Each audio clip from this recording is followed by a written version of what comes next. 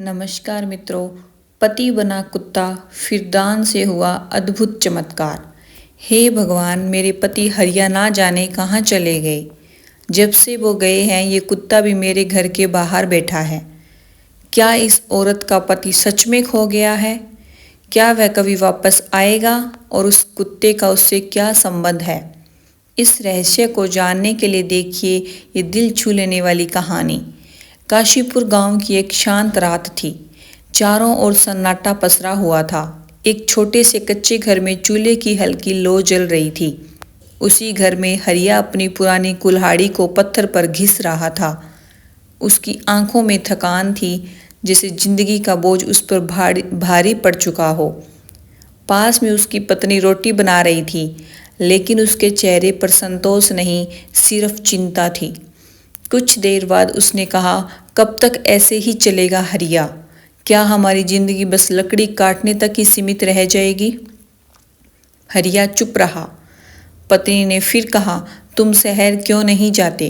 क्या हम हमेशा ऐसे ही गरीब रहेंगे? हरिया ने धीमी आवाज में कहा, मुझे ये गांव छोड़ना अच्छा नहीं लगता। उसकी आवाज़ में जिद कम और डर ज़्यादा था।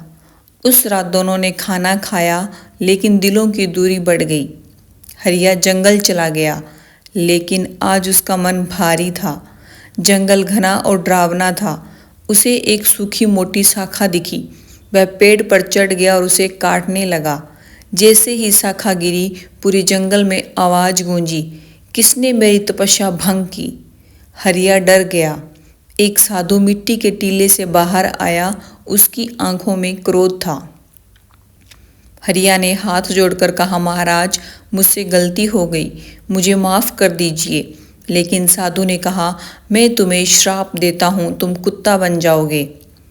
हरिया रो पड़ा, मेरी पत्नी का क्या होगा? साधु ने कहा, अगर किसी सच्ची दानी के बचे हुए भोजन को खाओगे तभी श्राप टूटेगा। और देखते ही देखते हरिया कुत्ता बन गया। अब दुनिया बदल चुकी थी। हर आवाज़, हर गंध अलग थी। वह सच्चे दानी को खोजने निकल पड़ा। पहले उसे एक आदमी मिला जो दान करता था, लेकिन बेकार चीज़ें देता था। कोई असर नहीं हुआ। फिर एक राजा मिला जो जनता के पैसे से दान करता था, फिर भी श्राप नहीं टूटा। फिर एक ब्राह्मण मिला जो खुद भूखा रहकर लोगों को खिलाता था, उसका आधा शरीर बदल गया। अब हरिया समझ चुका था, दान सिर्फ देने का नाम नहीं, त्याग का नाम है। एक दिन उसे एक बूढ़ा आदमी मिला। उसके पास बहुत कम खाना, फिर भी उसने अपना आधा भोजन हरिया को दे दिया, बिना किसी स्वार्थ के, बिना किसी दिखावे के। जैसे ही हरिया ने खाना खाया, वह फिर इंसान बन गया। उसकी आंखों में आंसू थे। उसने कहा, आपने मुझे नया जीवन दिया। बूढ़ा मुस्कुराया, मैंने सिर्फ इंसानियत निभाई। हरिया घर लौटा। उसकी पत्नी उसे देखकर रो पड़ी। दोनों गले लगे, सारे दुख खत्म हो गए। अब हरिया बदल चुका था।